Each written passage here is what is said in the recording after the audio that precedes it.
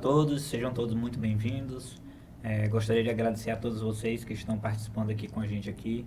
Peço a vocês que se inscrevam no nosso canal, curtam o nosso vídeo aí e compartilhem com todo mundo. Hoje estou eu aqui, Nilton, para bater esse papo aqui. Do meu lado, meu amigo Dedé.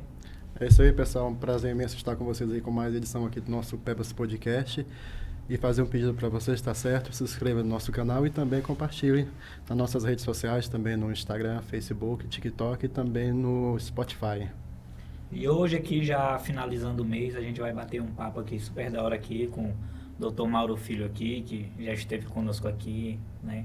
Abrilhantou aqui o nosso ambiente aqui. E a doutora Lilian. Lilian ou Lilian? Lilian. Lilian. Psicóloga, que veio aqui para dar esse apoio aqui, para a gente estar abrangendo mais essa área do Outubro Rosa.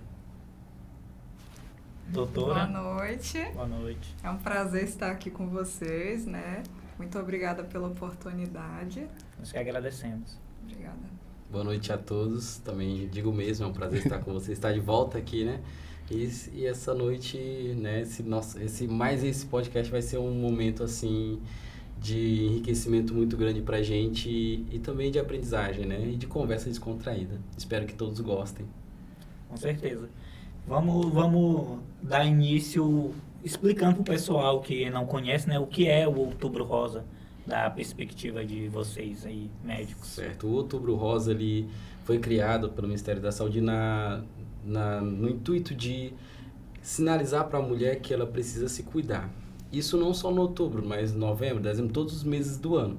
Mas em particular, outubro, ele é um mês de alusão ao combate ao câncer de mama. E aqui na região norte, no estado do Pará, a gente também faz uma referência ao câncer de colo de útero, que é um dos que mais se avançam no sexo feminino, né?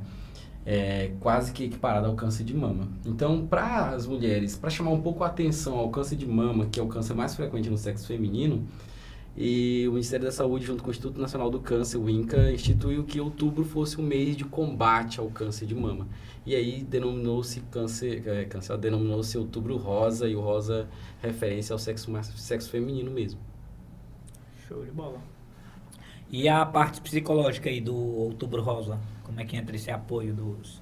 Sim, um momento, né, que a gente, como o Mauro disse, é o ano todo, é importante, a gente sempre está lembrando da importância de se cuidar, né? Mas em outubro o foco é falar sobre a importância da mulher olhar para si, tirar um tempo para realmente cuidar, de se dedicar, cuidar da saúde mental também, porque a gente sabe que quando a gente guarda, né, as angústias, os sofrimentos e não procura ajuda, a tendência é adoecer, né? Aquela velha história de quando a boca cala, o corpo fala, né? Então, assim, a psicologia ela trabalha muito nesse mês com a conscientização da importância dessa mulher tirar um tempo para se cuidar, tirar um tempo para fazer coisas que lhe façam bem, cuidar da sua saúde física também, né? Então, a gente trabalha muito com esse foco. Show de bola. Mauro, tu que tá mais no diagnóstico, né? Tá mais nessa frente, na área médica. Assim, os casos aqui em Parauapebas, como é que eles chegam para ti? Como é que tu vê, tu que tá transitando lá pelo hospital? Os casos, normalmente eles já chegam com, né, porque eu trabalho dentro do hospital, né? Então já chegam lá dentro do hospital com um diagnóstico fechado ou então em busca de um diagnóstico, né? E aí o câncer de mama, talvez a maioria das pessoas não conheçam, mas existem exames que podem diagnosticar o câncer de mama, né? Que podem dizer se a mulher tem um possível câncer, que aí posteriormente vai fazer uma biópsia para diagnosticar o tipo de célula oncológica. Quais são os exames básicos, né? A mulher pode estar fazendo o exame clínico da mama, conjunto com uma mamografia, que é um exame de imagem que tem aqui na Prefeitura de Parauapebas, disponibiliza para as mulheres. Podem estar fazendo também ultrassonografia da mama para identificar nódulos e lesões que possam ser importantes para encaminhar ao mamógrafo. Após a realização dos exames e identificação de uma lesão que possa ser sugestiva de uma lesão oncológica, entra em ação o mastologista, que vai fazer uma análise, vai coletar o material para fazer uma análise, uma biópsia, junto com um histopatológico, e lá identificar a célula oncológica, que é chamada de neoplasia, né, ou carcinoma. e aí sim fazer um tratamento, que no caso, até hoje, não tem para o APEVAS. O tratamento ele se dá em um centro especializado. Nosso centro de referência é o Unacom de Tucuruí. Mas nós temos um CACOM, que é um centro de alta complexidade de oncologia em Belém, que é o OFI Loyola, que recebe gente de todo o estado, até gente de outros estados, como Maranhão, Roraima, Amapá, Amazonas e outros estados da região norte. Tá? E, Mauro, em relação qual é o momento certo para a mulher poder fazer aquele exame do toque, né? No caso, apalpar para ver se ela mesmo fazer, ela por si só. O Instituto Nacional do Câncer, ele hoje não incentiva, não estimula a mulher a fazer o autoexame clínico da mama. Ele é extremamente importante, a mulher tem que fazer, mas ela tem que lembrar que ela precisa procurar um profissional de saúde para fazer esse exame clínico da mama. Qualquer momento, qualquer dia, qualquer hora ela pode estar fazendo. Em qualquer idade, a mulher precisa se conhecer. E aí o fato dela se conhecer, ela vai poder identificar alterações importantes ou simples, mas que possam se tornar importantes no futuro. Então ela precisa se conhecer, ela precisa se tocar, mas a mulher tem que entender, não só a mulher, o homem também, tá? O câncer de mama também dá no sexo masculino. Mas, né, mais focado para a mulher, então a mulher tem que entender que não é porque ela não identificou nenhuma alteração que ela não tem que procurar um profissional habilitado. Muito pelo contrário, ela precisa procurar, independente do que ela encontrar, seja algo positivo ou algo negativo, ela precisa procurar um profissional. Eu ia até entrar nesse assunto, porque eu não sei se é porque eu parei assim de assistir TV, canais abertos, que era onde a gente via até, acho que o tempo atrás que eu vi TV, né? As atrizes de campanhas ainda incentivavam a mulher a fazer o exame do toque, né? Sim. Eu tava falando, cara, sumiu, mas talvez é porque eu não assisto mais, né? Mas porque também não é um diagnóstico correto, né? Às Isso, vezes... não é que a mulher não possa, ela pode, a gente até ensina isso ela fazer. Só que aí, como as pessoas incentivavam muito, parecia que a mulher, se ela não identificou, que ela não tinha nenhum problema. E aí ela não é capaz de dizer se ela tem ou não. Ela se conhece, ela precisa se conhecer, mas ela precisa passar como profissional também para isso. Só que hoje a maioria dos cânceres de mama são identificados pela própria mulher no toque. Porém, quando ela consegue identificar, é porque o câncer já está avançado. Já está avançado, né? Então, quando ela consegue identificar, é porque o câncer já está avançado e provavelmente vai ter que retirar a mama por completo. Então, assim, o INCA, ele diz assim, opa, espera lá. Então, se a gente está falando muito do autoexame clínico da mama, a mulher está deixando de procurar o profissional, porque ela pensa que ela faz o exame e já resolve. Não é assim, ela precisa procurar um profissional. Aí, no caso, já tem uma idade mínima, qualquer idade a pessoa já pode... Fazer o autoexame clínico? Isso. Ou o exame clínico? O clínico. Da mama. A partir dos 35 anos já pode estar realizando, porque ele é raro em pessoas jovens, apesar que eu já tive paciente com 20, 22 anos com câncer de mama, mas é raro. Aí é aqueles que falam que já tem casos na família, então é melhor procurar antes. Procurar antes. E aí a gente indica com 35 anos, por exemplo, realizar uma mamografia, que o SUS ele costuma realizar a partir dos 45 anos. Mas com o caso de câncer na família, mãe, pai ou um parente próximo, assim, tipo irmão, irmã, aí ela pode estar procurando um profissional de saúde para solicitar uma mamografia ou fazer outros exames de imagem, porque assim, a mamografia a gente pensa assim, então por que não faz em todas as pessoas? Porque a mama é densa quando a pessoa é jovem, então ela não consegue visualizar pela densidade da mama. Então antes fazer um ultrassom que custa R$120, R$130, do que fazer uma mamografia, entendeu? Entendi. Porque a mama é densa, ela não consegue visualizar. Então lá, não sei se vocês já viram aqueles BIRAD 0, BIRAD 1, BIRAD tanto. Eu nunca vi. Não sei nem o que é isso. Não, né? Tá falando É grego. a classificação. É a classificação Ah, do que ele entendi. identifica lá dos nódulos. Certo. Aí é o tamanho ou o tipo? É a classificaçãozinha do tamanho, de dimensão, de se ele está migrando ou não, se ele é heterogênico, se ele é homogêneo. E por que o câncer, ele ele é mais fácil da mulher ter do que o homem, já que o homem também tem mamas? Sim. Questões hormonais. A mulher tem alteração hormonal muito presente na vida dela, né? Durante todo o percurso de vida dela. Então, assim, o homem não, a questão hormonal dele é bem estável. E já a mulher não, ela tem uma variação hormonal muito grande. E, além disso, a mama dela é maior, mais densa, possui mais glândulas do que a do homem e outros fatores. E isso tudo contribui para o aparecimento de nódulos.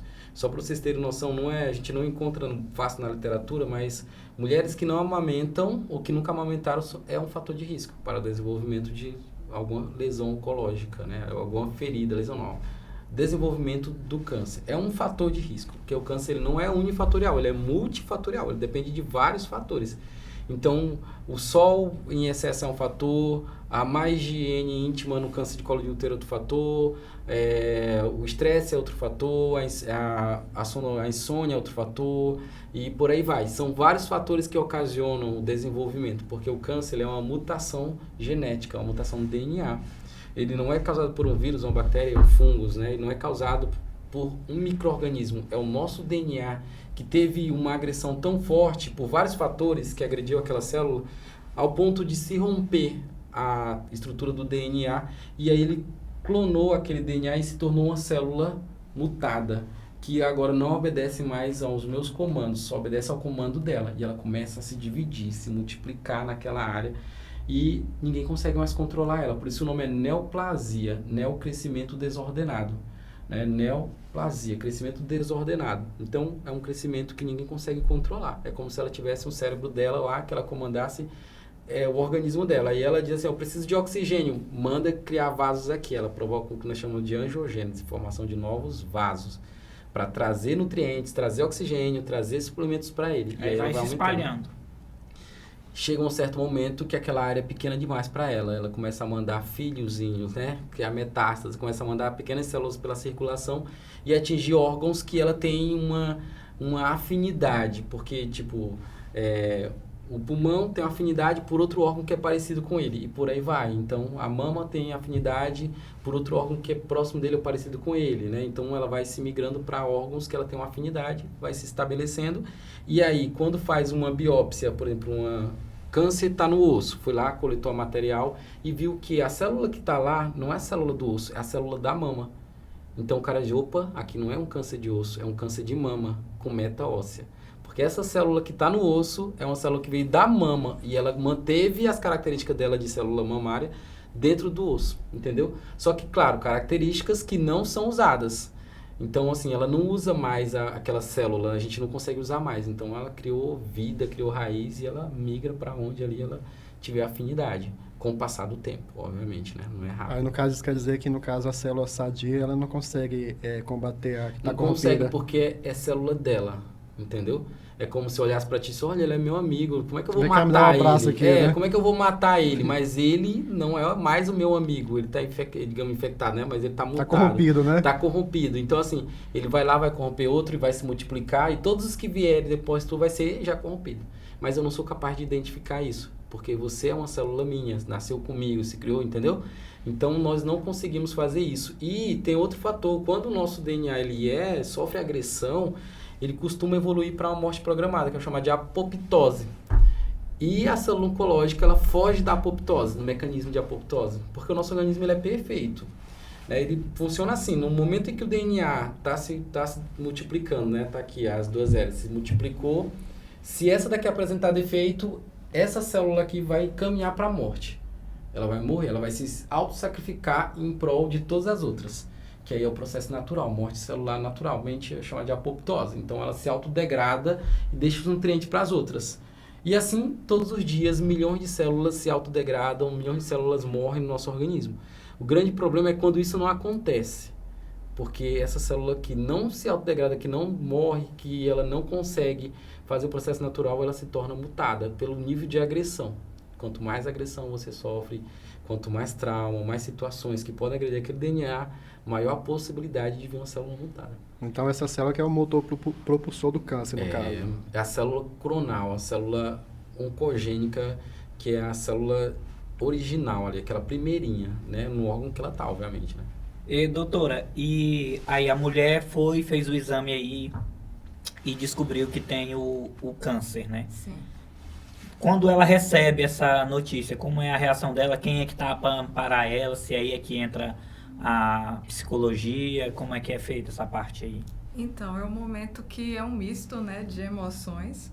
Essa mulher, ela costuma sentir como se o mundo dela, né, estivesse desabando. E é um momento que, sim, é muito importante ter um psicólogo por perto. Lá no hospital, por exemplo, né, quando surge alguém que recebe um diagnóstico, eles chamam a gente e a gente busca tá ali junto, dando um acolhimento, né? Que é o que a pessoa mais precisa nesse momento, que é um apoio emocional. É um momento em que vem um misto de sentimentos, sentimentos esses como medo, o medo de sofrimento, o medo da morte. Dificilmente a pessoa nesse primeiro momento vai ter uma visão otimista, né? Geralmente vem à mente dela os exemplos de pessoas que sofreram, que passaram por isso. E é um momento em que ela tem a questão do medo também, da questão da autoestima, né? De se sentir mutilada mesmo, através da cirurgia, de retirada das mamas, a perda dos cabelos. Então, é um momento de muita fragilidade. E a gente diz até que nesse momento, a mulher sofre uma espécie de luto. O luto, ele não se estende só para o momento de uma morte, de uma perda por morte. De perdas no geral, o fim de um relacionamento, a perda da saúde, rupturas, né, de fases. E ela passa por diversas fases. Dentre elas, cada pessoa tem o seu tempo de viver essas fases, mas assim, dentre elas tem a negação, que costuma ser a primeira, que a pessoa não acredita que aquilo está acontecendo com ela. Ela começa a se questionar sobre a veracidade dos exames, ela realmente fica muito emotiva, sabe? Depois ela vai viver outras fases, mas assim, o que a gente nota dentro dessas fases, até chegar na fase da aceitação, que é a fase em que a pessoa compreende o processo e ali se engaja mesmo em fazer o tratamento, em enfrentar, é que a ajuda da família, ela tem uma quantidade de pessoas ali que estão por ela, ajuda demais, sabe? Dá um fortalecimento emocional muito grande. A gente vê uma diferença considerável entre as pessoas que passam por isso sozinhas e as pessoas que passam por isso com um apoio familiar também, de amigos. E a gente vê que acontece muito de no início juntar, ter várias pessoas, mas depois as pessoas não sabem lidar muito bem com isso e acabam se afastando, o que deixa a pessoa mais deprimida. E quando a pessoa está com o emocional mais abalado, ela deprime mais, tem estudos que indicam que essa pessoa tem uma tendência de ter uma redução até na imunidade, sabe? Então, diante disso tudo, é muito importante que ela tenha apoio. E também, né, o acompanhamento psicológico para ajudar a lidar com isso, a desconstruir os medos, às vezes realmente aqueles mitos que as pessoas vão criando, né, que ao invés de ajudar, acaba atrapalhando bastante, sabe? Muito do que se ouve, o disse-me-disse, né? Às vezes a pessoa Nossa. não passou, só ouviu de alguém que falou para ele que Sim. fulano passou por aquela situação, Sim. aí se depara com isso e passa uma informação dessa, estraga a vida, né, da pessoa. Sim. Que Com vai certeza. depender desse tratamento aí, que eu sei que é um tratamento pesado, a gente vê Sabe? muito casos desse aí, né? Normalmente as pessoas raspam logo a cabeça, porque quando começa a cair o cabelo, né? Isso é devido ao quê, Mauro, essa queda do cabelo? Quimioterapia. A quimioterapia, ela trabalha em cima da divisão celular, né? Então, a célula oncológica, ela se divide milhares de vezes mais rápido que a célula comum. E aí a quimioterapia, que é uma arma de guerra, né? Foi inventado para guerra, para matar o cara lá na guerra, identificou-se que ele destruía células.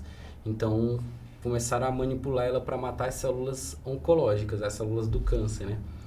Como ela trabalha em cima, ela destrói a célula que está se dividindo, automaticamente ela vai ter uma preferência pelas células oncológicas. A grande situação é que as células do folículo piloso, que é do cabelo, do intestino, elas se dividem também bem rápido, por serem células jovens, que o cabelo cresce todo dia, né? Todo dia está crescendo. E as gastrointestinais também são células que se renovam praticamente de uma forma rápida, bem mais rápido do que as demais. E automaticamente a quimioterapia que vai destruir o câncer acaba também danificando essas células. Aí o paciente apresenta queda de cabelo. Só lembrando que nem toda quimioterapia faz isso, tá? Nem toda. Mas a maioria delas fazem isso. Então apresenta queda de cabelo, diarreia, vômitos, apresentam uma diminuição nas plaquetas, nas células sanguíneas que também são produzidas diariamente. E aí eles apresentam um déficit na coagulação sanguínea, que pode apresentar sangramento. E muitos pacientes não conseguem passar da quimioterapia pela dificuldade, pela grande trauma que ela traz, né? Pela situação em si, que ela é muito pesada mesmo, dependendo de veja bem, cada paciente, cada estágio é diferente. Não é o mesmo tratamento para todo mundo.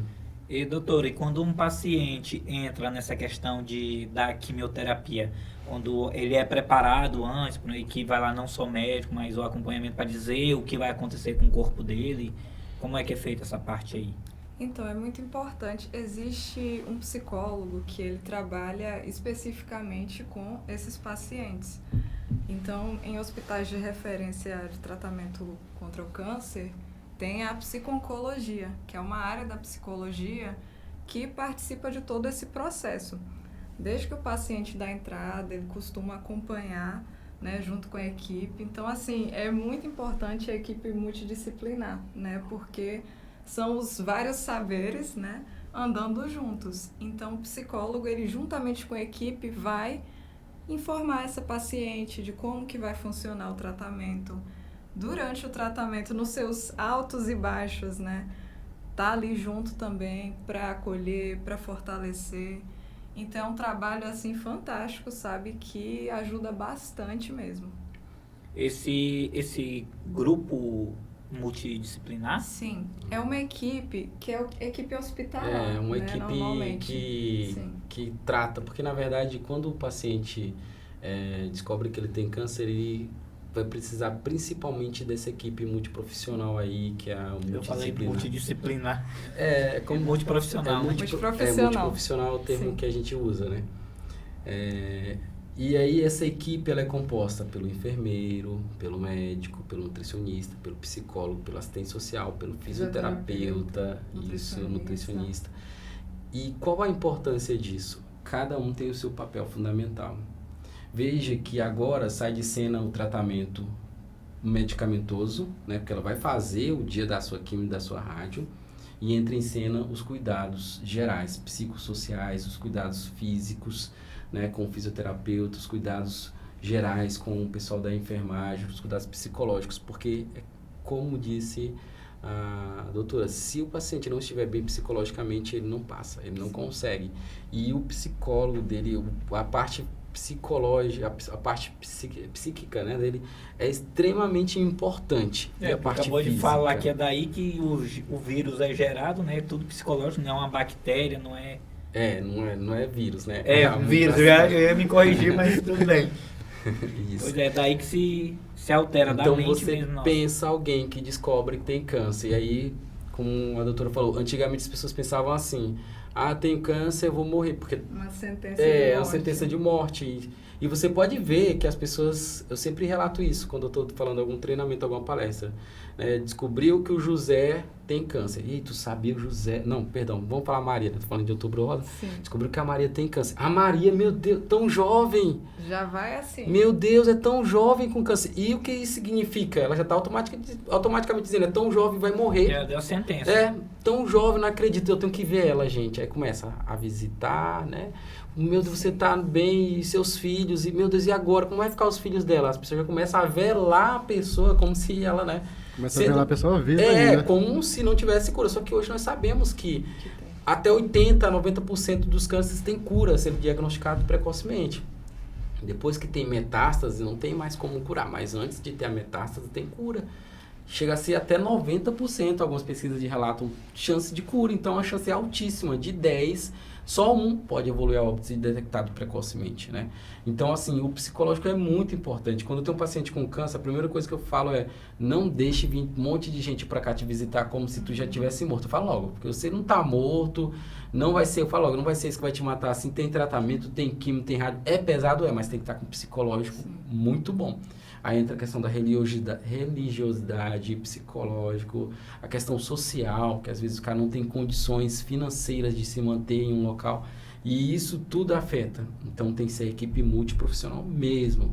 Tá? Então, assim, é muito importante a presença da equipe multi. Outra doença que tinha esse dogma da morte predatada quando era diagnosticada era a AIDS, né? Verdade. Que verdade. a AIDS, pelo menos, essa barreira foi rompida há bastante tempo, né? Sim. Mas o caso do câncer, ele ainda essa barreira ainda assusta não, muito, ainda né? não foi quebrada. Sim. Mas a gente já tem. Eu estava conversando com o Dr. Alan, né? Que foi o que trouxe o CTA para cá. E a gente estava falando justamente disso, ainda teve esse tempo, né? De diagnosticou, pronto, tá morto. A mesma coisa acontece com o câncer. Aí, câncer, ele é bem... Eu não consigo nem diferenciar, porque o vírus da AIDS, ele destrói as tuas defesas, né? E o câncer é difícil falar dele porque ele não, ninguém sabe o que ele é, né? Ele não é bactéria, não é fungo. Ele não destrói defesa porque... Pois é, mas ele, por outro lado, ele se multiplica, né? Ele Sim. pega uma nossa célula ali, se multiplica ali, vai se fazendo de amigo e vai... Na realidade, ele vai Destruindo a consumindo a gente gente por dentro, né? Isso. O câncer, o intuito dele não é te matar, mas ele te mata. O intuito dele é sobreviver o quanto ele conseguir dentro do teu organismo. É por isso que a gente sempre diz, o câncer ele demora 5 a 10 anos para matar o paciente. Então, são 10 anos aí ele convivendo contigo e te deixando caquético, emagrecido, desnutrido. E aí, quando você vem a sentir os sintomas mesmo ali para ir pro hospital, é porque ele já tá lá, ó... Agora que tu me falou, me veio a imagem aqui do Bruno Covas, né? Quando ele morreu, tava bem, assim, emagrecido, caquético, cadavérico, parece que tava né? isso Bem mesmo, magro. como se tivesse idoso já, mas isso é o que Isso. o câncer faz, ele vai desnutrindo o paciente, vai tirando as proteínas aos poucos e vai levando tudo para ele, concentrando nele. Tirando E aí, toda a força, né? E aí tirando a força. E aqui, vamos trazer o câncer aqui para a nossa cidade. O que ele tem de ferramentas para estar apoiando as mulheres hoje no Outubro Rosa? O que foi feito da parte médica de vocês? Tem agora, né? Vocês viram que a E prefeitura já tá no lançou final aí do ano, né? A prefeitura lançou aí o caminhão da mulher, né? Vocês viram lá que é para diagnosticar as mulheres, fazer os exames, consulta com as mulheres. Eu acho que é uma iniciativa assim louvável, muito importante. Nós temos mamógrafo, nós temos ultrassons, nós temos mastologistas, oncologistas e hoje lá agora, antes de eu vir para cá, o prefeito, o secretário de saúde, eles estavam apresentando uma parceria para a realização de quimioterapia, que a quimioterapia é um custo elevadíssimo, muito caro e possivelmente nós teremos aqui, né, no Vai nosso fazer município. muita diferença. Então, até o momento não tem aqui ainda, não, né? Não, até o momento não. Aqui a Oncorrádio é particular, aí parece que eles vão fazer convênio para atender pacientes da prefeitura, parece que é essa... não estou por dentro, mas até então os boatos fortíssimos era isso, que inclusive o prefeito estava lá para No caso, o pessoal que é diagnosticado aqui, eles são encaminhados para onde? Tucuruí, que é o UNACOM. O que acontece? O governo ele tem o CACOM, é um centro de alta complexidade em tratamento oncológico, que atende todo o estado, que é o UF Loyola, e os UNACONs, que são em locais estratégicos, que são as unidades oncológicas, tá? Unidade de tratamento oncológico. Os UNACONs tratam os cânceres mais frequentes, mama, colo de útero, de próstata, os cânceres gástricos, os mais frequentes no Brasil. Tá? O gástrico é aquele a úlcera... De estômago. que Câncer de estômago. Úlcera depois vai evoluindo até um câncer gástrico, né? Não é que a úlcera é um câncer gástrico, mas pode ter úlcera no câncer gástrico. E aí, os UNACONs são para esses cânceres mais frequentes, que aí estão distribuídos em todo o estado do Pará, e o CACOM são para todos os tipos de câncer, hematológicos, né, leucemia, linfoma, mieloma, linfoma de Burkitt e por aí vai, que são mais de 200 tipos de câncer que a gente tem, né? E aí eles tratam todos eles lá no CACOM, com quimioterapia e todos os profissionais, todos eles, tem tudo lá, tudo, hematologista, tudo, cabeça e pescoço. E esses outros UNACONs são referências por mais frequentes. Então eles pegaram as cidades polo, aí eu não sei como que Tucuruí virou uma cidade polo por um UNACOM, porque fica totalmente no contramão, né? Porque a cidade maior é Marabá. E poderia ser um UNACOM. Aí eu não sei. Toda essa redenção. Aí por questões políticas, eu não sei, foi para Tucuruí, não sei por que. Se é público, com certeza tem um dedinho. Não sei por que foi para Tucuruí, mas beleza. O ideal seria em Marabá, que é ficaria mais perto de todas essas cidades, tudo. E aí seria o polo-chave, mas não é Marabá, é Tucuruí. E aí o UNACOM, ele pega toda essa região, e todo mundo iria lá pro NACOM, entendeu? O X da questão é que é muita gente. São pacientes demais com câncer. E acaba sobrecarregando, lotando o filoiola e acaba não tendo assim, um conhecimento do NACOM. Você conhecia que tem um NACOM em Tucuruí? Não. Não Apesar tem. que tinha só em Belém A o tratamento. população não Só conhece. conheço em Belém. O sistema não conhece, não referencia para lá. Então os pacientes vão todos para Belém. E aí lota Belém. Entendeu? Se você hoje me perguntasse qual o grande problema, o problema era um diagnóstico. Minha pesquisa de residência foi o itinerário do paciente. Eu identifiquei que a média para o tratamento de um câncer foi de 1 ano. A lei diz que o paciente, após o diagnóstico de câncer, tem que iniciar o tratamento em até 60 dias, 2 meses. É lei isso aí, né? Que susto. Esse peixe de inspiração, não sozinho. Sozinho. Eu quero um desse daí. É porque bateu na mesa, aí acordou o menino. Assustam eles. Bacana, gostei. Quem nunca, né? Sim, aí tu... Aí olha só. E a lei diz, é lei. Todo paciente foi diagnosticado com câncer, qualquer tipo de câncer. 90 dias, 60 dias, aliás, tem que resolver seu problema, tem que iniciar o tratamento. É 60 dias. Na minha pesquisa, a média foi de 1 ano. Você diz, nossa, é muita coisa. É muita coisa. 1 ano para você iniciar um tratamento oncológico é muita coisa. Um tempão corrido. Mas a média foi de 10 anos para diagnosticar o câncer. Então, assim, demorou mais o diagnóstico do que o tratamento. Então, você levar até 10 anos para diagnosticar um câncer é muito tempo. Aí você diz, uai, mas por quê? Porque o cara chega na unidade de saúde, os profissionais pensam que não é nada. Ah, não é nada, isso é só um carocinho, volta para casa. Não, tô nem sentindo, porque eles não têm habilidade de fazer. Porque não é porque o cara é médico, enfermeiro, nutricionista, que ele tem habilidade para tal coisa. Ele tem que ser especialista na área. Então, não é que o cara é médico que ele vai saber fazer o toque da mama lá e dizer que não tem nada. Ele tem que ter um curso ou uma habilidade técnica para isso. Então, não é nada, vai para casa. Não é nada, vai para casa. Quando o paciente vai fazer um exame, deu lá uma categoria que não é tão importante você ficar se preocupando. Vem todo ano fazer o exame, aí no outro ano aumentou Pra ver se tá se desenvolvendo. Tá se desenvolvendo. No outro ano aumentou um pouquinho, nada demais, é uma comparaçãozinha. E o exame de imagem ele é visual. O cara tá lá na maquinazinha, então, mas ele tá vendo ali a textura e tal, mas se o cara disser que não é nada, ele vai anotar lá que não é nada, entendeu? Então, assim, o tempo vai passando. Faz a biópsia, demora 45 dias para receber o resultado. Aqui faz essa biópsia aqui? Faz, mas faz no público, quer dizer, faz no público, mas... Não, eu digo não a coleta. Faz a coleta e faz a análise também, que é o histopatológico. E aí demora 45 dias, não faz de todos, né? O de mama faz. E aí demora 45 dias. Então já perdeu 1 ano, já está no 2º ano, viu que cresceu um pouquinho, fez a biópsia, aí demorou 45 dias. Chegou com 45 dias, ele pega o resultado, vai para a fila do posto de saúde para uma consulta para ser encaminhado via TFD para oncologista. Aí vai para a fila do SUS mais 30, 2 meses, 3 meses. Pegou o médico, TFD, não, uma consulta primeiro com o oncologista. O oncologista demorou mais 3, 4 meses, que era quando ele tinha vaga. Isso aí já vai quase 1 ano, né? Então já vai 2. Aí, TFD tem que ir para uma consulta em Belém. Lá vai mais 5, 6 meses, o cara esperando. Chegou lá na consulta, se ele perdeu, ele vai esperar mais 5, 6 meses para a próxima. Mas se ele não perdeu, passou com o cara... não, ele fez isso, eu vou pedir uma tomografia de tórax, uma tomografia de abdômen, tomografia de crânio, tomografia disso para fazer um estadiamento, que tem que pedir os exames. Volte para a sua cidade e faça. Isso eu tô falando de Parauapebas, que tem 2 tomógrafos.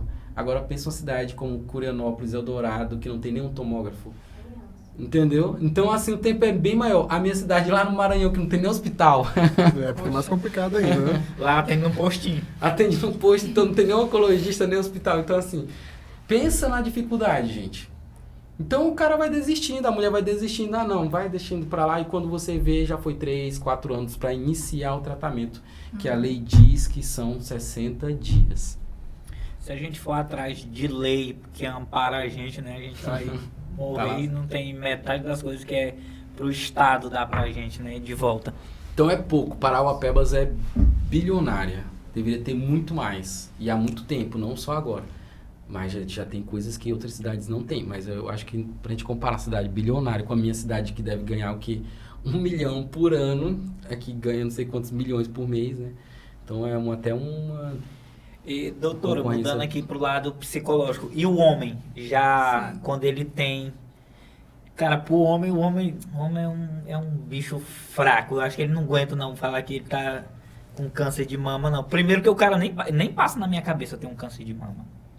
Sempre se imagina que é pra mulher, Que é né? mulher, algo- câncer de mama sim. é de mulher. Quando é diagnosticado no homem, Sim. como é que a sua parte entra?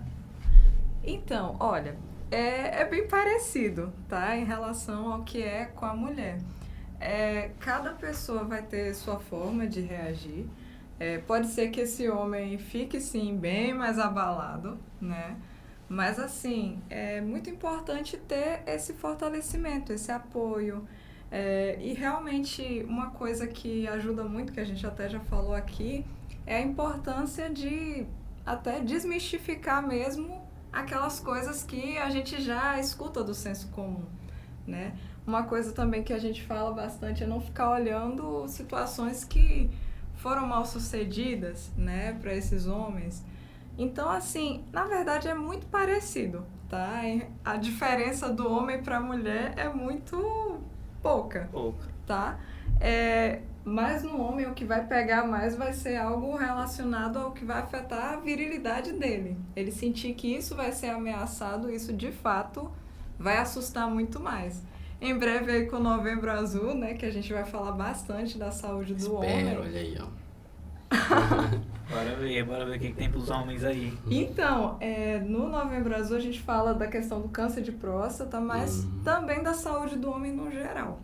Né, que o problema do homem é que acaba não se cuidando, né? A mulher pode não se cuidar, mas o homem ganha dela nesse sentido.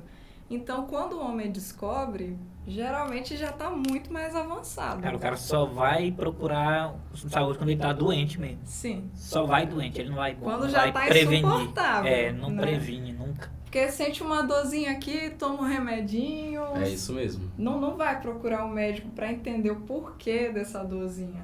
Então, quando descobre, já está muito Então, eu acho que na avançado. realidade aí no câncer de mama, o que abala muito a mulher é a parte da estética, né? A parte da Sim. mutilação. Eu ia perguntar pra É a doutora parte mais doída. o que causa mais preocupação na mulher. Sim. Se é a morte, ou se é a mutilação, ou se é o tratamento. Sim, olha, quando a mulher descobre que vai ter que retirar as mamas, até antes de saber se vai tirar ou não, já pensa, né?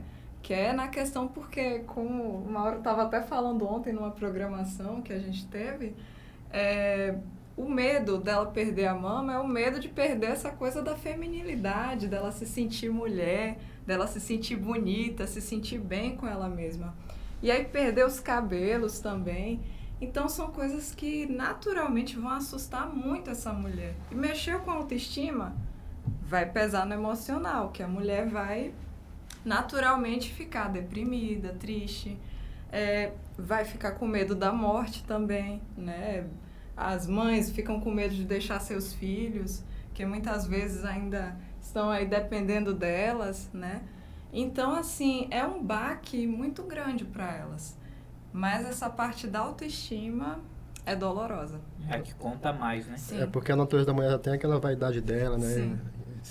Se preza muito pela beleza. Sim. Aí quando recebe essa notícia aí, é um baque bem... A mama é um dos E- principais órgãos sexuais da mulher. Com Ela certeza. se considera... E o...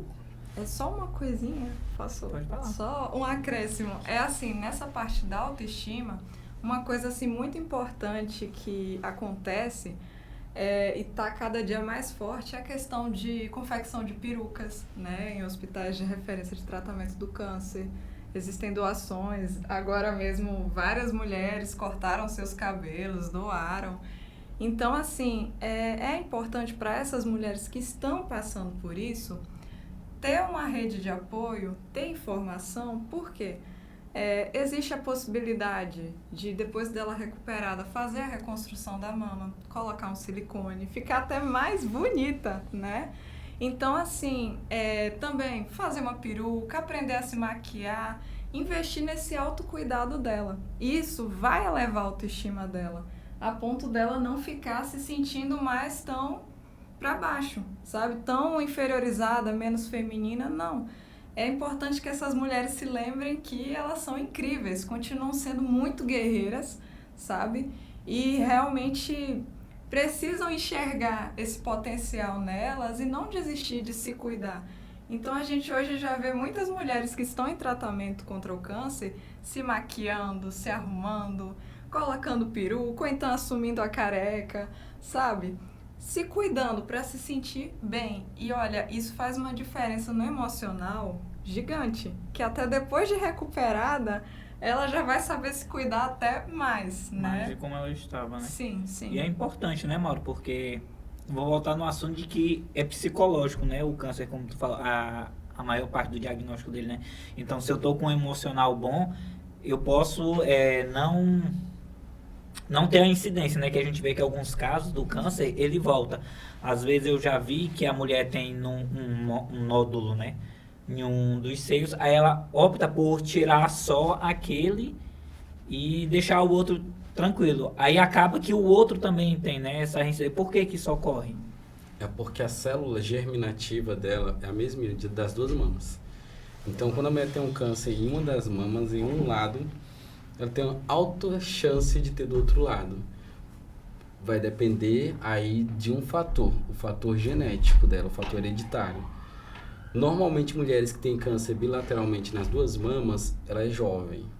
As pessoas de mais idade, não, mas jovens. Por que que eu falo isso? Porque o fator ambiental não foi o mais importante. O mais importante foi o fator genético hereditário que ela já tinha adquirido da família dela, que tinha casos de câncer na família, entendeu? Então, esse DNA que estava sofrendo aqui, que levou várias agressões e se multou, é o mesminho do outro lado. Ele que tem água ali, ó, refrigerante, cerveja. Viu? É o mesminho do outro lado. Então, o mesmo tipo, o mesmo DNA, mesmo formato, do mesmo tipo de célula. Então, a mesma agressão que chegou aqui, pode também ter chegado aqui. E automaticamente ela pode adquirir câncer nas duas mamas, que é o câncer de mama, do mesmo jeito. E assim, a reincidência também pode significar uma metástase. E aí, a parte da metástase é porque o paciente tem que ser acompanhado de uma forma criteriosa. Anualmente, se for necessário, de a cada 6 meses, se for necessário, de 2 em 2 meses, se for necessário. Quando chegar a 2 meses. Se for necessário, se ele achar que tem que voltar com 2 meses para uma avaliação de rotina, tem que voltar com 2 meses. Por quê? Porque ele não teve certeza de se ele tirou tudo. Então, se ele identificar que tem uma célulazinha que está migrando ali, ele precisa eliminar ela antes dela se metastasar, dela se estabelecer lá e criar um novo tipo de câncer ali, uma metástase. Então, para isso, ele precisa destruir aquela célula quanto antes. Entendeu? Então, assim, hoje a diferença de quem é rico e trata no Albert Einstein e quem não tem tantas condições econômicas e trata no hospital público, basicamente é essa. O acesso. Então, o cara está sentindo uma dorzinha, vai lá no hospital, faz ressonância, tomografia, densitometria óssea, faz um PET scan que escaneia teu corpo todinho, identifica a célula que está alterada, age em cima daquela célula, destrói. Entendeu a diferença? Então, Rosana Sarney tem não sei quantos tipos de câncer, tá vivinha. Ana Maria Braga. Agora, Ana Maria Braga ali é um exemplo de... Tá, de novo, com outro, porque o dela é outro, né? Eu não sei se é metástase ou é outro, não lembro, não sei a história dela. Não sei a história dela, não sei se é outro, porque pode ter vários cânceres. Nós já tivemos um paciente no Filó que tinha 5 câncer. Entendeu? 5 diferentes. Mesmo tempo? Ao mesmo tempo. Não era um com metástase, não era 5 câncer em 5 regiões diferentes do corpo dele. E aí é muito azar, né? Você já ter 2 é um azar, porque ele pode ter... Não, tu já tem A mulher azar. pode ter, tem um câncer de mama e um câncer de colo de útero. São 2 tipos de câncer diferentes, 2 tratamentos diferentes. Assim como ela pode ter um câncer de mama com metástase para outro órgão. É diferente. Metastou não tem mais cura. Agora, ela tem 2 cânceres diferentes, ela tem cura. Entendeu? Então, ela tem cura nesse caso. Mas... se ele tem 5 câncer primário, também tem cura, apesar da quantidade. Mas se ele tiver só um com metástase pelo corpo, já não tem mais cura. Entendeu? Então, assim, quem trata em um hospital que qualquer coisinha está fazendo o seu tratamento é diferente. Agora você, opa, sentir dor aqui, vai voltar para o fileola. Vai... Aí começa aquele processo todo de novo. Pedir licença rapidinho. À vontade. Entendeu? Então, assim, hoje, infelizmente, o serviço público, ele ainda está muito aquém do serviço particular.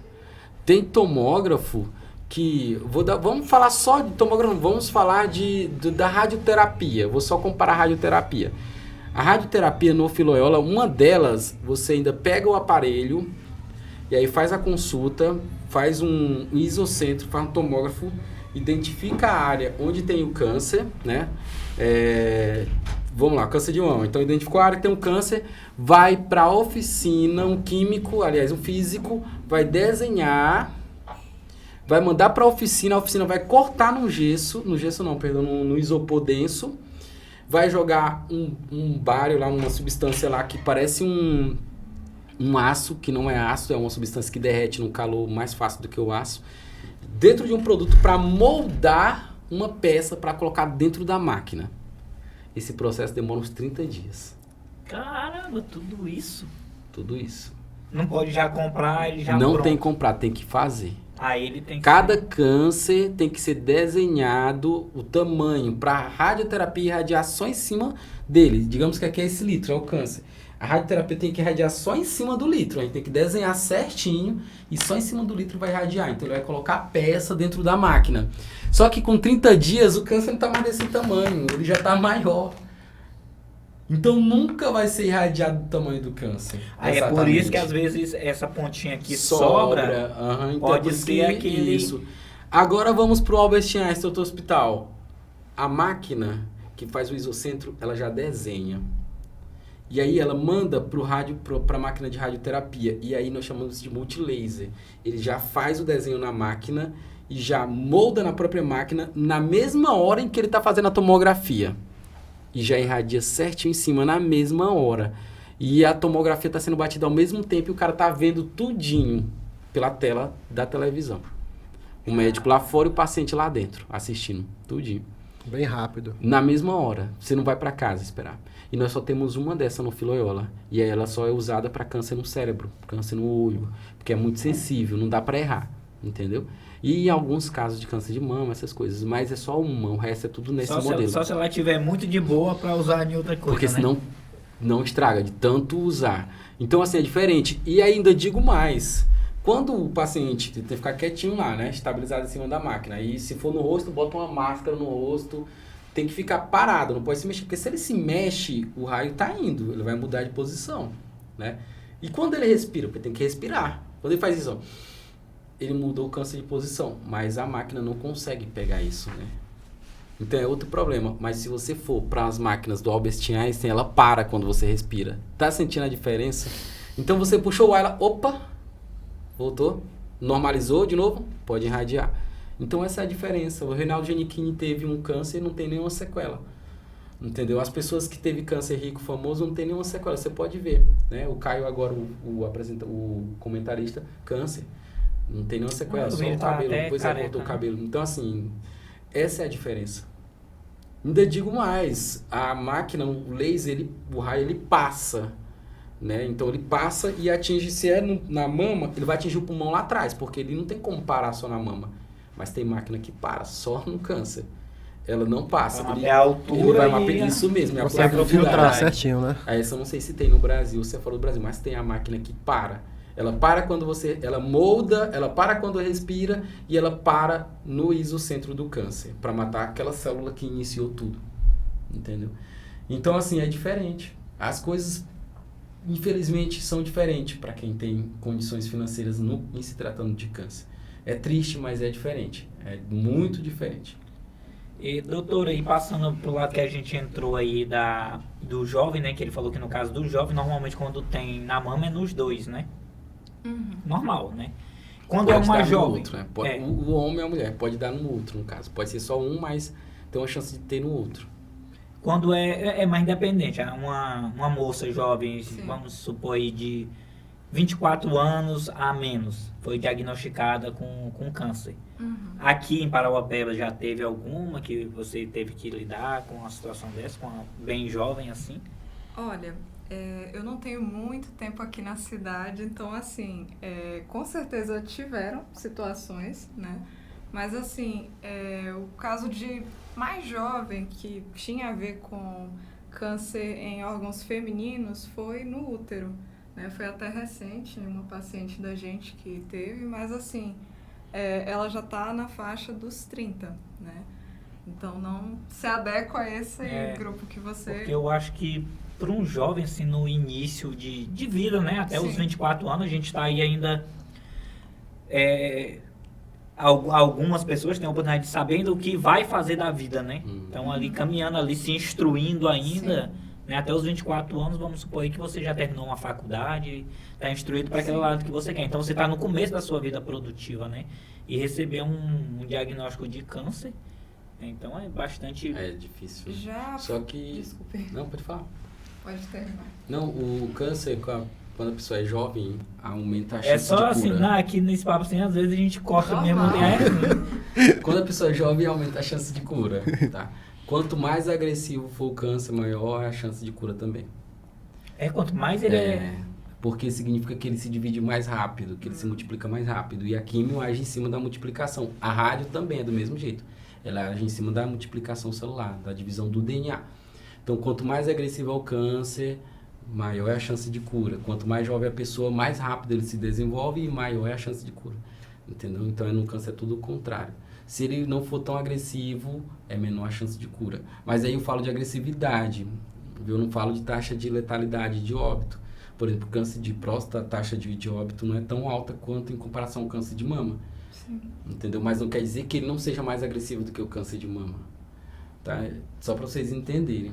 Porque é mais fácil detectar. Porque quando a próstata enche um pouquinho, o homem sente dificuldade de fazer xixi, dificuldade de fazer cocô, sente problemas, alteraçõezinhas íntimas, que aí na hora ele procura o serviço de saúde, ele já pega numa fase inicial. A mulher não, ela só vai a sentir quando o câncer já está metastado mesmo. É muito silencioso. É silencioso demais na mama. No seio, né? Ele, então assim, tecido adiposo, músculo, né? Então outras glândulas que a mulher tem, período menstrual que começa a aparecer nódulos. Então assim, isso tudo dificulta. No homem não, no câncer de próstata ele é agressivo, porém o homem ele consegue identificar já na fase lá, tirou a próstata na maioria das vezes e resolve.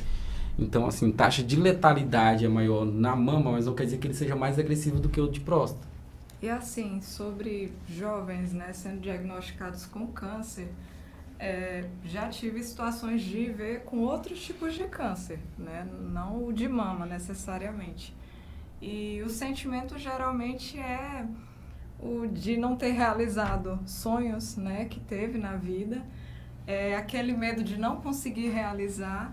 Inicialmente a pessoa chega a achar que não vai conseguir, né, viver mais nada além só do sofrimento, da dor, e já imagina que é uma sentença de morte.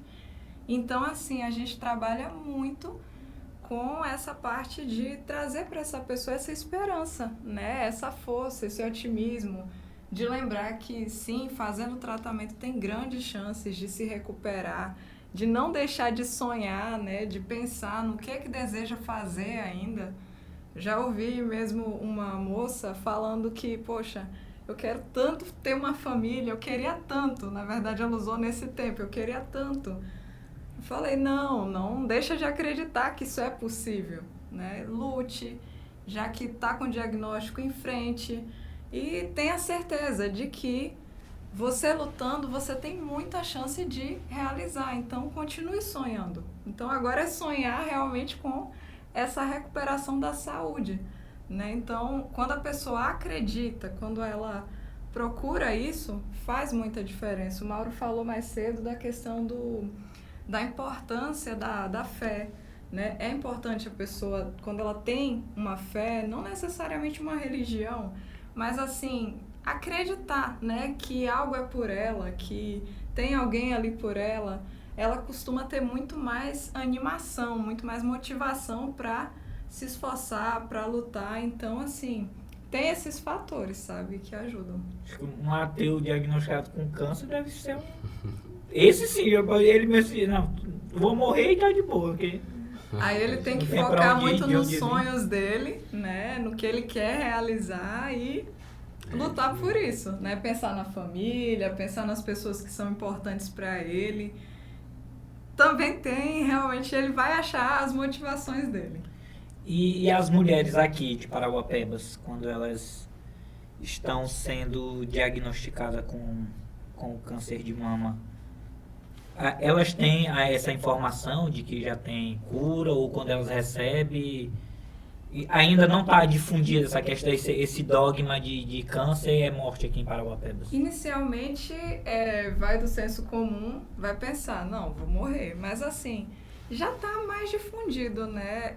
A informação, felizmente, a gente vive num momento que as coisas são muito aceleradas, a gente tem acesso a muitas formas de se informar. Então, assim, pessoas próximas já vão vir com uma coisa mais motivadora.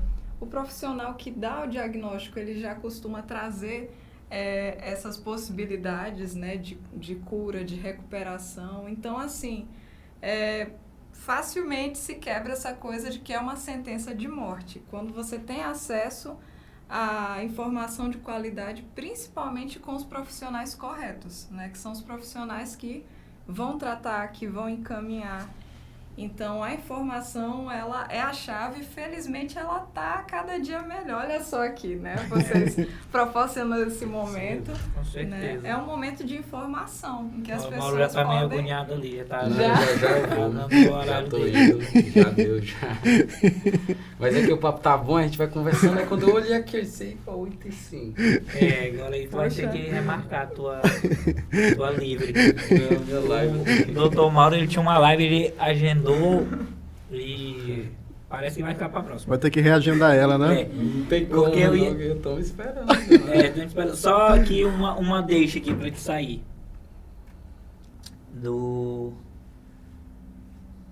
perdi o feeling do Acontece. Calma, deixa eu lembrar aqui. Também tem psicóloga aqui pra... E, Mauro, só para tirar uma dúvida aqui, então a químio é injetável, no caso. É, químio injetável. E a rádio são raios.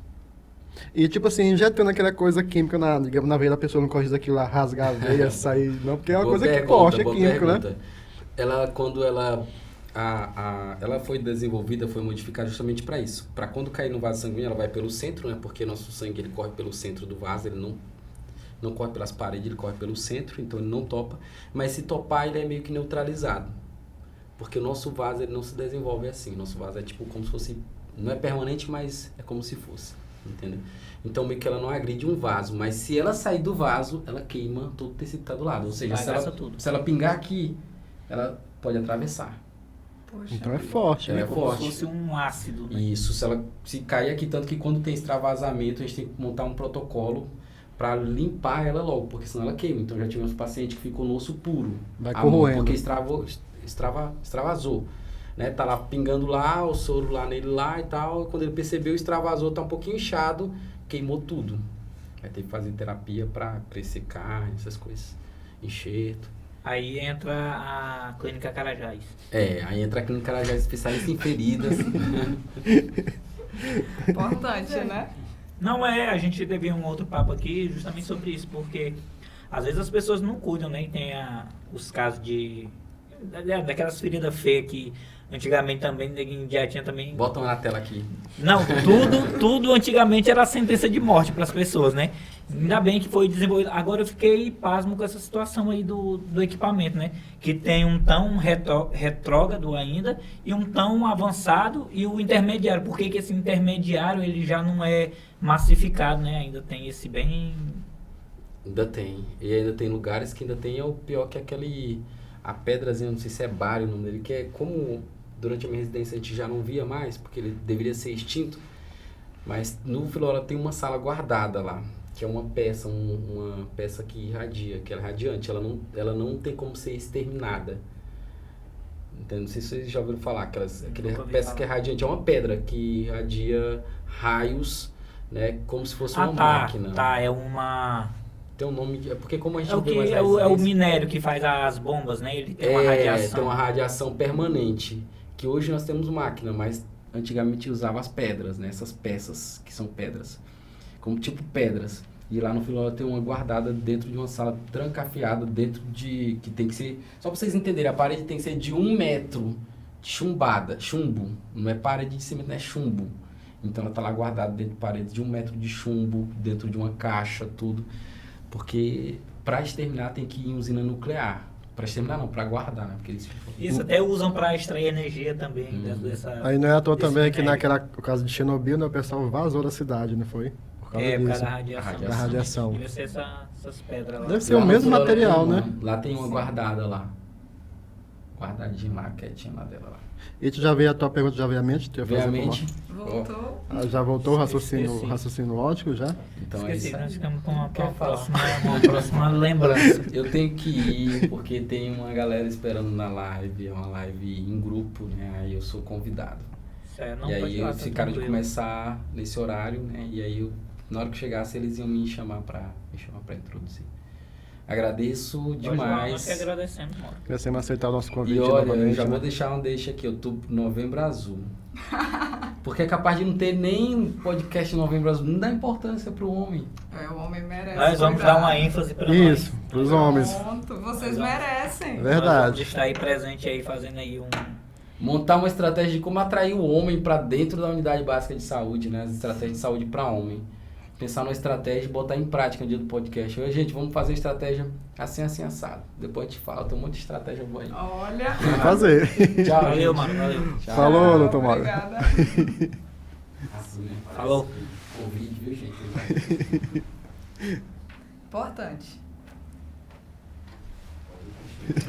Doutor, agora nós vamos continuar aqui no assunto do nosso câncer de mama, que está atrelado aí, infelizmente, à imagem das mulheres. Sim. Eu ia perguntar justamente porque, mas fica meio... Já foi falado, né? Porque na É muita mulher informação, é a questão, né? aí a gente vai lembrando Sim. de tudo. E aqueles testes Sim. que os psicólogos fazem nesse caso aí, quando a pessoa é diagnosticada com câncer, você tem algum teste que aplica nela para saber se ele tá lelé da cuca? Então, o que é feito é a avaliação psicológica. É uma avaliação que a gente faz com todo paciente quando ele chega.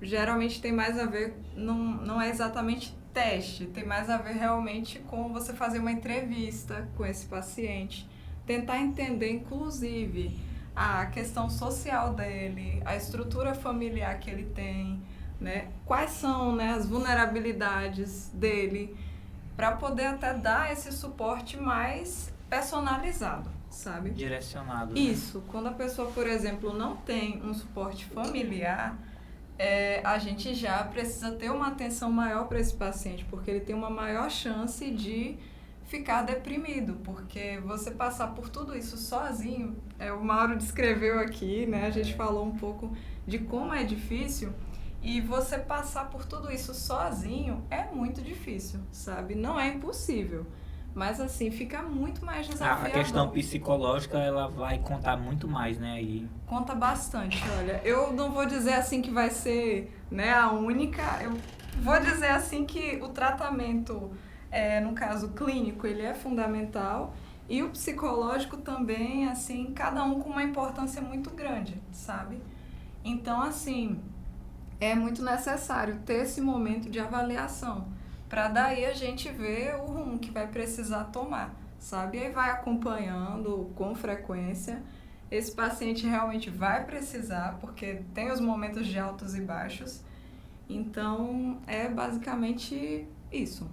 no meio do tratamento, muitos pensam em desistir, em parar. Acontece. Inclusive, tem pessoas que chegam em um momento que, às vezes até no início, que podem até considerar o suicídio, né? É muito triste essa realidade. Então, daí, a gente vê a importância de terem pessoas ao redor dela, sabe? Não demonstrando pena, é uma coisa que a gente fala bastante, sabe? A importância de quem está ao redor não demonstrar pena, porque não é isso que a pessoa está precisando. É uma situação difícil? Mas o que ela precisa é de acolhimento, é de escuta, é você ouvir ela, é deixar ela chorar. Gente, o choro é uma coisa que a gente vê demais, é um tabu para muitas pessoas. Elas não podem pôr o choro para fora, porque a pessoa já fala, não chora não, né? Não fica assim. Já chora junto, já. Acontece. Né? Não, gente, o choro é libertador. Quando você guarda o que você sente, sufoca. Então, quando o paciente quer chorar, deixa chorar, abraça, né? Diz que tá ali, às vezes você não tem nem muito o que dizer e nem precisa. Só tá tudo bem, pode chorar. Isso, dá o ombro, esteja ali. Tem momentos, naquelas fases que eu falei do luto, que são as fases que a pessoa pode viver diante do diagnóstico, início de tratamento, que é a raiva. É uma fase em que a pessoa sente raiva, né, do que está acontecendo. Por que comigo? Né? Procura um culpado, né? Dá uma revolta. Então, nessa fase, tem muitas pessoas que se afastam, porque pensam, fulano está muito amargurado, eu não estou conseguindo lidar com isso. É a hora que a pessoa tem que estar ali. Não precisa falar nada, mas só, olha, eu tô aqui. Só a presença, né? Isso, eu tô aqui, conta comigo. Você não tá sozinho, não. Isso já dá uma força para a pessoa que nossa vida, sabe? Às vezes a gente não tem ideia do alcance que essa presença aí vai ter. Só estar do lado, né? Isso. E aí a gente vê que é bem importante mesmo o tratamento precoce, né, e a informação. A informação, eu creio que é um dos elementos principais, né, para o tratamento da pessoa. Bastante. E a gente... Qual é o mês amarelo? É o setembro, foi o mês passado. Pois é, aí dá... Incrível, né? O setembro é um mês de campanha de combate ao suicídio, né? Sim. Aí entra o Outubro Rosa. Sim. E quando acontece esse caso, como é que ele é diagnosticado? É o paciente que fala ou é a equipe multidisciplinar que vê que ele está querendo desistir da vida ali? Sim. Então, às vezes o paciente ele vai, quando ele não está bem, quando ele está deprimido, a tendência é ele se fechar, né? Ele vai se afastar, ele pode se isolar. E assim, a equipe que já está acompanhando ele e já está acostumada a ver os padrões que as pessoas que estão passando por isso apresentam, essa equipe já se espera que tenha essa sensibilidade para ver, olha, fulano não está muito bem, fulano está se afastando, vamos chegar aqui mais junto, né? Ver o que está acontecendo. Psicossocial, né? Vamos tentar entender o que está acontecendo, vamos conversar. Então, é uma hora de chegar mais junto. Essas pessoas, elas não necessariamente vão tentar o suicídio, mas assim, elas podem sim falar coisas como a vida não faz mais sentido, né? Não vale a pena mais lutar. Principalmente quando as pessoas que são o apoio dela na família e amigos se afastam. Aí, ela realmente fica bem desestruturada. Então, assim,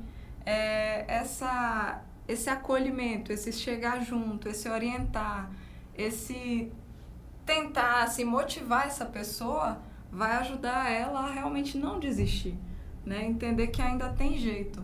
Porque é isso, quando a pessoa entra nesse processo depressivo, a tendência é essa pessoa ter imunidade mais baixa. Isso. E aí, com a imunidade mais baixa, a tendência é a doença ocupar mais e ela ficar mais debilitada. Força. Isso. E essas pessoas que estão assim ao nosso redor, será que elas se afastam pelo tempo, que é muito longo de tratamento? Ou é porque a pessoa também não consegue mais estar ali vendo o sofrimento? Eu não tenho mais força para estar ali do lado, dando força para essa pessoa. Olha, a gente fala, inclusive, porque essa pessoa que está do lado, a gente geralmente chama de cuidador. Né? Inclusive, tem se falado muito mais disso. Esse cuidador é um profissional ou pode ser... Não, o cuidador é quem está ali junto, quem está ajudando, quem está dando suporte. Pode ser um parente ou um amigo? Sim, sim. Tá. Pode ser qualquer pessoa, sabe? Nessas horas pode ser um filho, pode ser um esposo ou uma esposa, já que é Outubro Rosa, um companheiro ou uma companheira também, né? Pode ser um familiar ou um amigo, realmente. E esse cuidador, a gente precisa entender que é um indivíduo que tem fragilidade também, que sofre também. Então, essa pessoa tá ali, ela também tá sofrendo, ela tá se desgastando. Daí, a gente busca também fazer um acompanhamento com esse familiar, ou o cuidador no geral, porque não é só familiar. É importante ele também receber esse suporte. O psicólogo, ele vai fazer isso. Ele vai dar um suporte emocional tanto para o cuidador quanto para o paciente. Porque entende que esse cuidador também está sofrendo com tudo isso, até orientar mais ele, sabe? Dar mais estratégias, ajudar com as estratégias de enfrentamento a tudo isso. E esse cuidador, ele precisa de um tempo para ele. Ele também precisa de apoio, ele precisa de outras pessoas para ajudar ele. A gente vê que quando se divide essa luta com outras pessoas, fica muito mais possível de suportar. Mas quando realmente é só uma pessoa, a gente vê que a pessoa pode adoecer também junto com aquela pessoa. Pode ter uma depressão, né, desencadear uma ansiedade e ter doenças físicas também, questão de não dormir direito, né, muitas vezes ali no hospital. Então essa pessoa, ela precisa ser olhada com carinho. A gente não pode esquecer, né, dessa pessoa também. Não pode. Então, é importante ter um carinho. O cuidador também precisa ser cuidado. Ser cuidado, Isso. É uma mão de duas guias, né? Ou duas guias de uma mão. Não, não, eu ia falar outra coisa, é até, assim, cômico, né? Um cuidador, ele também precisa do cuidado, né? Tá? Sim. Mas é isso mesmo. E é muito difícil, inclusive, esse ponto é importante, que, inclusive, a pessoa com câncer, ela muitas vezes, você vai olhar, principalmente a mulher, ela é uma mãe, ela está acostumada a cuidar de outras pessoas. E quando ela adoece, uma das coisas que mais, assim, dói nela também é a questão que ela não está acostumada a ser cuidada. Ser cuidada. E dói, sabe? Porque ela pensa, mas meus filhos, quem que vai cuidar dos meus filhos? As vulnerabilidades As vêm, vulnerabilidades. Então ela fica angustiada com aquilo. E não está acostumada com essa coisa de ser ali o foco da atenção, do cuidado. Então ela vai ficar incomodada, se sentindo um peso, se sentindo realmente uma pessoa que não deveria estar recebendo aquela atenção e aquele cuidado. Nossa, é triste, né? É muito Isso lá. sofrido. E ó, é muito comum, viu? É muito comum. A gente vê muito e vamos tentando desconstruir isso, que o cuidador também precisa ser cuidado. Complicadíssimo. No caso, realmente o câncer mesmo, ele é uma doença que não só a parte física, mas também a parte psicológica é uma parte que atinge muito, né? Atinge. Aí você pensa, uma pessoa que não está acostumada a depender de ninguém. Você vê o perfil das mulheres hoje em dia, a maioria é ali independente, aquela mulher que trabalha, aquela mulher que cuida dos filhos, tem aquela gana, sabe, de viver, de lutar. E aí, de repente, aparece uma situação dessa, que derruba as defesas dela. E ela se sente vulnerável, ela perde o controle que ela tinha sobre a vida dela, sobre as escolhas ali dela. Então, é muito doloroso. E a gente, como a doutora, o Mauro já era de casa, né? A gente vai ter até que mandar uns boletos para ele, né? Que ele já faz parte da família. A doutora não se apresentou para os nossos ouvintes. Pode falar um pouquinho quem é a doutora? Pronto, vamos lá. Eu sou a Lilian, né? Sou psicóloga. Eu tenho formação em Salvador, me formei na Bahia, sou baiana. Tô aqui há cerca de uns 2 anos. Cheguei e comecei a trabalhar aqui no período da pandemia, no hospital. Foi. No de campanha? Não, no HGP mesmo. Opa, eu já falei, veio já para combater. Olho do furacão. Mas estava lá do lado. Mas a gente atendeu, teve um período que a gente atendeu também no Covid internação, então peguei uma fase bem animada, sabe? Digamos assim, não muito boa, né, essa animação, mas enfim. Trabalho tinha muito, né? Tinha muito, sabe? Foi um período de muitos medos, muitas inseguranças, mas assim, fui muito bem recebida nessa cidade, eu tenho alguns familiares aqui e assim, realmente eu me sinto muito bem trabalhando no hospital, gosto muito do que eu faço, também atendo na área clínica, né? E hoje a gente não está mais atendendo Covid, felizmente os números estão reduzindo, ainda tem que ter cuidado, né? A gente ainda tem que manter uns protocolos aí para zerar. Isso é muito importante. A vacinação está aí para todo mundo se vacinar, se cuidar, se prevenir, né? E, enfim, essa sou eu aqui. Você entrou num fato interessante, falou que ainda atende clínica. Sim. Ou a parte clínica. Qual é essa parte? Atendimento clínico. Então, é o atendimento particular com os pacientes. Eu faço atendimento no espaço, atendimento particular, e também faço online, que é uma modalidade que se fortaleceu muito agora na pandemia e a gente acaba atendendo até para outras cidades, né? Não só mais na cidade que você está, aquele atendimento físico. Para o trabalhador, às vezes, é uma possibilidade muito boa, porque os horários, às vezes, você não tem um horário muito bom, é à noite. E a locomoção, e Isso. consultório. É muito voltar. menos cansativo, é prático. E tem desconstruído muito aquele pensamento de que é algo frio. Não, não é algo frio. É algo assim muito agradável. E dá para você construir um vínculo muito legal do paciente com o terapeuta e fazer todo o processo, sabe, de uma forma muito natural, muito agradável, sabe? Quem já tinha previsto isso era os Jetsons, né? Isso. Tô falando aqui de um desenho aqui que é Sim. futurístico. Sim. Eles já faziam já tudo isso e a gente nem assistia, achava aquilo ali muito legal. Mas eu acho interessante essa parte do atendimento online na área da psicologia, porque eu ouvi, agora tá um pouco menos a questão do ensino EAD, né? O ensino à distância. Sim. Muita gente fala, tu não aprende não sei o quê. O ensino médio todo eu estudei em escola pública, Sim. né? E eu sei também de muita gente que estudou em escola particular, amigos meus, que não foram tão bem assim, digamos assim, se fosse comparado comigo. Sim. Não foram bem, eu fui melhor, mas não por uma questão do ensino, na questão de eu buscar. Do esforço. Não adianta nada eu estar numa escola particular se eu não quero aprender. Né? A mesma coisa, tu tá aí, vai todo dia para uma faculdade, Sim. vê o professor, mas se tu não quer, isso aí Sim. não vai. É a motivação da pessoa, É você. né? O cara pode fazer uma graduação, pós-graduação online. Se ele tiver foco e quiser aprender, ele vai aprender. É a mesma coisa de mim. Se eu estiver na escola pública e quiser aprender ali, eu também vou aprender. Com certeza. Porque eu sei que ali tem bons professores. É tanto que os professores estão dando aula no particular. Nas duas. Estão tudo na pública. Então, gente, não é a questão do conhecimento que o professor vai te passar. A questão é de você. Então, eu também acho interessante porque essa área aí da psicologia, eu sou fã da psicologia. Eu tava conversando antes com o Alan, né? Sim. O Alan também psicólogo aqui da cidade, no churrasco que a gente tava junto lá. Cara, é um assunto fascinante. Alguns livros eu não tenho, assim, para ler o livro Sim. do Augusto Cury. Já estamos saindo totalmente do outubro, né? Mas é pertinente.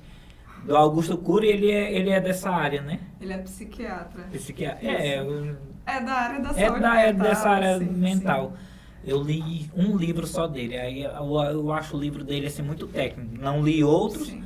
mas não é aquela leitura assim que eu tô tão acostumado a ler. Apesar de ter lido alguns livros assim mais técnicos, mas não a leitura que te prende. Então eu Sim. falei, não, isso aqui só por experiência já tá bom. Sim. Tem algumas leituras que realmente são mais práticas, né? A gente absorve ali as coisas de um jeito que é muito mais leve, é mais do cotidiano, é uma linguagem ali que é bem agradável. Só pra ver, ó, esse livro. Aham. O 1984. Sim. Nossa, eu li ele muito rápido. É mesmo? Eu gosto de ler livros, né? Mas eu li muito rápido porque ele é uma leitura agradável, que te Sim. leva sempre ao próximo capítulo, né? Porque ele chamam de romance, né? Sim. Ainda. Então a leitura de romance, ela é bem... te prende muito, então tu lê rapidinho. Já o dele, não. Ixi, Maria, eu lembro. Esse livro ficou marcado na minha mente, porque eu demorei. Aí depois eu vi que algumas pessoas falam assim, cara, se o livro não é interessante, para de ler. Mas eu fiquei assim, cara, eu comecei a ler, eu vou ler até o final para ver o que o cara quer passar para mim, né? Porque às vezes eu paro só porque eu não gostei, não é que não seja uma leitura que eu não vá querer, que não vá agregar algo para mim. Só é algo que depois eu não vou querer mais continuar lendo daquele segmento. Então eu acho... Augusto Cury, né? Augusto Cury. Não, o cara é bom, diz muitos livros. Só que na questão de ler para quem não é da área... E vai também do que te desperta mais o interesse, do tipo de escrita, o tipo de linguagem, o assunto também, a forma que é abordada, né? Vai variar bastante e tem coisas que naturalmente a gente vai ter um interesse maior, então vai fluir. Por exemplo, você falou que leu esse livro, fluiu bem mais rápido. Rapidão. Sim, é normal isso. E doutora, e vamos mudar aqui para uma área que a gente tem curiosidade, que a gente ia perguntar, mas não deu. Sim. O teste de Rorschach, ele é o Sim. psicólogo, ou é o psicanalista, ou é o psiquiatra que ele... Então, o psicólogo tem várias linhas de trabalho e dentro dessas áreas vai ter o psicanalista. Claro que tem um curso de psicanálise que às vezes o profissional faz por fora, Mas assim, o que é considerado a psicologia vai ser da abordagem da psicanálise dentro da psicologia. Tem um psicólogo que aplica esse teste, né? É o psicólogo, tá? Mas aí é um psicólogo que precisa ter uma especialização em testes psicológicos, precisa compreender as aplicabilidades, as técnicas, porque são testes que requer, né? Você ter essa compreensão técnica mesmo, para ter uma boa aplicação, avaliação depois. E é o mesmo, aí tem, nessa mesma linha aí, tem aquele que tá no Detran, né? Que aplica aquele teste dos tracinhos, porque dali é complicado. Dos símbolos, hein? Cara, eu Muita achei gente tem raiva. Não, eu fico vendo aquilo ali porque fica dizendo o que tu é, só os tracinhos que tu tá traçando ali, então. É o palográfico. Ele diz muito respeito, sim, sobre traços da personalidade da pessoa. Pode dizer se a pessoa ela tem um grau de impulsividade grande, como é que é a atenção dessa pessoa. Isso, a atenção, a agressividade. Sim, porque é a forma que você vai fazer. E é algo muito espontâneo, muito natural, então vai ser algo que vai realmente demonstrar um pouquinho de você, né? E por isso que é importante ter toda essa leitura técnica para poder avaliar direitinho, não ter nenhum erro. Eu acho engraçado que, assim, eu não conheço as outras pessoas, né, que estão ali na hora do teste ali. Eu lembro do último teste que eu fiz, da habilitação. Sim. Que a gente ainda ficou ali na sala, né? Ficava mais atrás, eu ia lá e conversava um pouco. Conversa ali com, você assim, por que isso. Cara, é incrível como ela acertou. Eu não ouvi das outras pessoas, né? Mas como ela acertou de mim. Foi mesmo. Ela é incrível.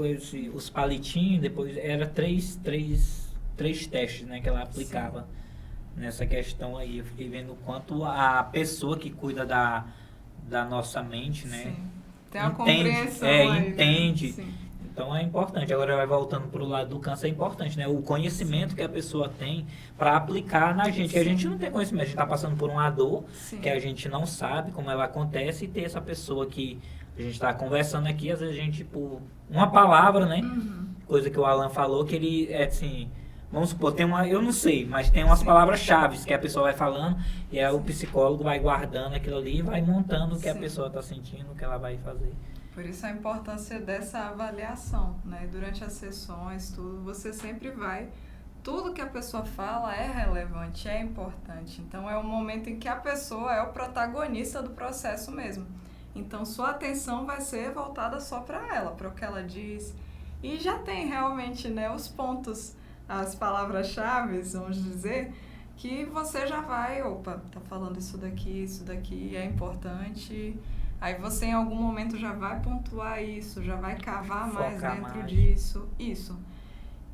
E quando a pessoa não quer falar, tem esses casos também? Quando a pessoa é diagnosticada e não quer... Acontece, tem as fases e tem momentos em que a pessoa realmente... esse é o luto, né, que você falou. Sim, tem momentos e tem a ordem, né, a forma que cada pessoa vai viver isso, então...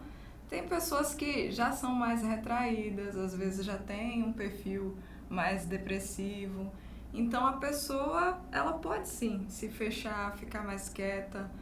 E aí tem as formas de você ir abordando essa pessoa. Você precisa respeitar o momento dela também, não forçar nada, né? Então, no tempo dela, ela vai se abrir, do jeitinho dela. E a gente tem o jeito de ir conseguindo, sabe? Quebrar um pouquinho essas defesas. Então, é um processo muito natural. Sabe? Mas é isso, requer esse tato, natural, essa mas paciência, tem que né? Ter uma compreensão do que está acontecendo. Mas quando a informação é tudo, mas você entendendo ali como é que né, esse processo emocional que a pessoa está vivendo, a tendência é realmente você já ir com um jeito próprio, né? E doutora, sem puxar a sardinha pro seu lado, Sim. As mulheres aqui de Parauapebas, elas estão bem amparadas nessa questão quando são diagnosticadas, a equipe que é formada, é uma equipe... Então, é uma equipe muito boa. Você tá aqui há 2 anos, então não conhece todo mundo, então tá vendo só o perfil profissional. O pessoal é bom? Sim, as pessoas que eu trabalho são profissionais muito capacitados. Lá no hospital mesmo... Somos 3 trabalhando como psicólogas. Tem, no caso, mais 2 colegas, inclusive a gente desenvolve alguns projetos que são bem legais. Uma delas retornou agora, a outra já era uma colega que entrou na pandemia também. Então, a gente busca dar esse suporte para as pessoas, né? Ao máximo possível. É uma oportunidade muito especial, sabe?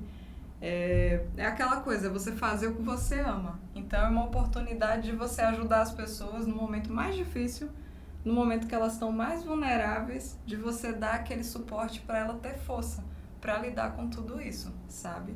Então, é muito gratificante. E vocês estão atuando lá, assim, de modo geral, então, para todas? A todo hospital, a gente atende todo o hospital, inclusive também trabalhamos em alguns momentos na ala psicossocial, que é do hospital municipal, né, que são os pacientes que têm transtornos... Ixi, embolou um pouco. Transtornos psiquiátricos, né? São esses pacientes que também precisam de um cuidado todo especial. Tem uma equipe própria de lá, mas em alguns momentos a gente trabalha lá também. E é um privilégio muito grande, sabe? Então, é isso. A gente atende desde as mães que chegam para ter os seus bebês, as crianças, aos adultos, idosos, toda a população que está lá, a gente tem a oportunidade de acompanhar dentro do possível, claro, né? Que somos poucos, são muitos. Quase não tem ninguém lá, né? Praticamente vazio. Bem cheio.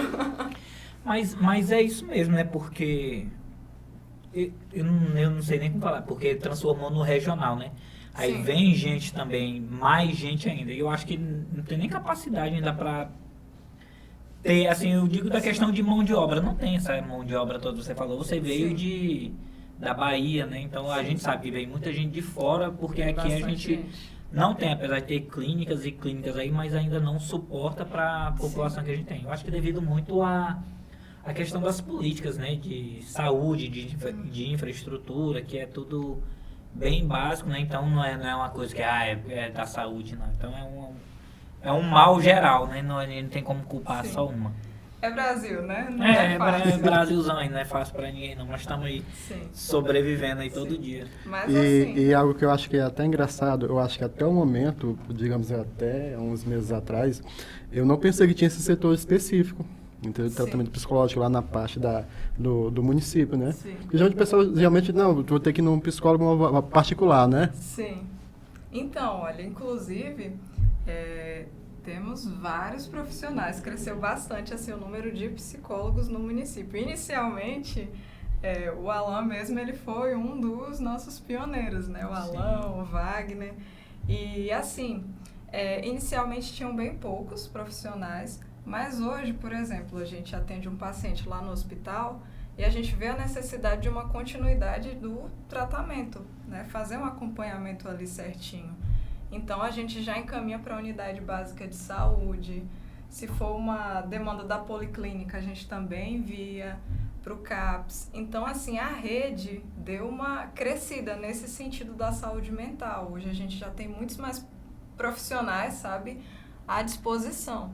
Então, isso é muito positivo. Então, pessoas que não têm condição de pagar por um atendimento no particular, ou um plano de saúde, já tem hoje a oportunidade de fazer esse acompanhamento. Claro, o município é grande, são muitas pessoas, né? Mas, assim, já dá para atender uma parte. Né? O importante é que tem já, isso. né? Estamos nos desenvolvendo. Caminhando no caminho certo. Isso. Não, é o que eu já vi algumas coisas, falta assim um pouco de divulgação do que tem no município da parte pública. Eu acho que ainda peca em divulgar o que se tem e o que se pode fazer. Né? No caso das mamografias, falou que tinha mamografia lá de mamando a caducando para fazer aí o tempo todo, mas eu não vi, pelo menos, né? Então não vou também fazer um julgamento extenso.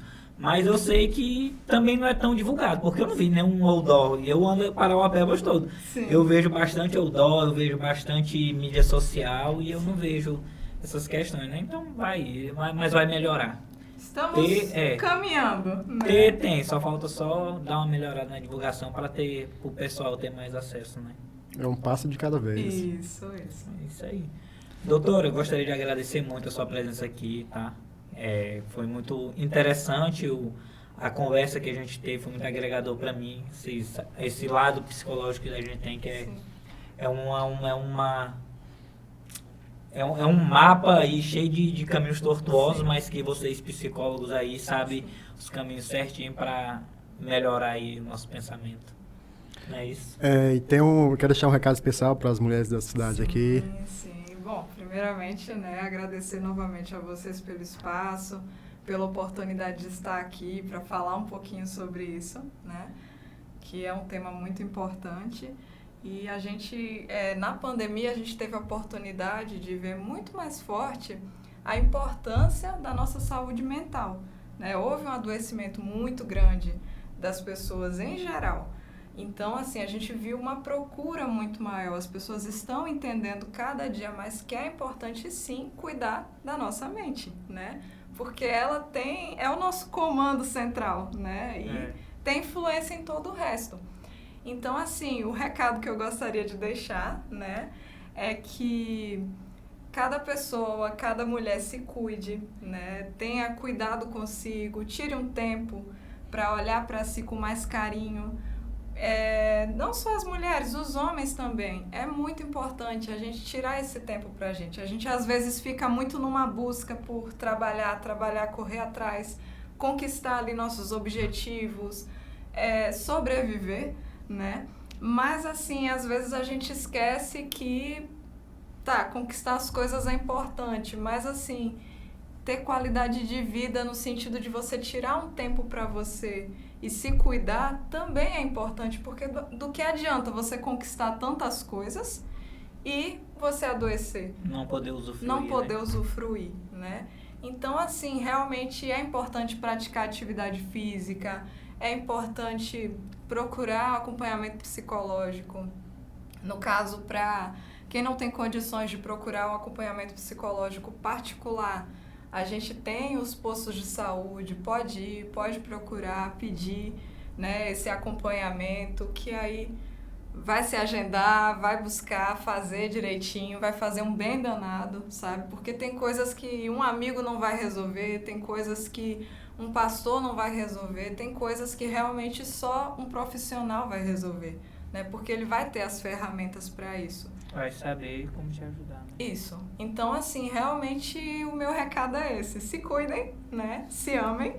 E se é descoberto realmente algum problema de saúde como esses, como o câncer de mama, é não desistir, é lutar, é continuar realmente fazendo o que está ao alcance, vivendo um dia por vez, valorizando cada dia, cada vitória e tendo a certeza de que é possível vencer, sim, isso. É possível. Com certeza. Os números estão aí, né? Sim, sim. Então, gente, eu gostaria aqui de agradecer a vocês que acompanharam a gente durante todo esse período aí. Então é isso, por favor, se inscreva no nosso canal, dê essa moralzinha pra gente aí. Agora eu tô melhor, já veio tudo aqui à mente aqui. Curtam aí as nossas páginas aí, divulguem aí pra vocês estarem dando essa moralzinha pra gente aí, essa força aí. Sigam também a doutora aí no Instagram dela lá, que ela deve Psicóloga Lília Aguiar. A gente vai deixar o link do Instagram dela na descrição também pra vocês ficar mais fácil aí, valeu? Isso aí, galera, beleza? Um abração, até a próxima.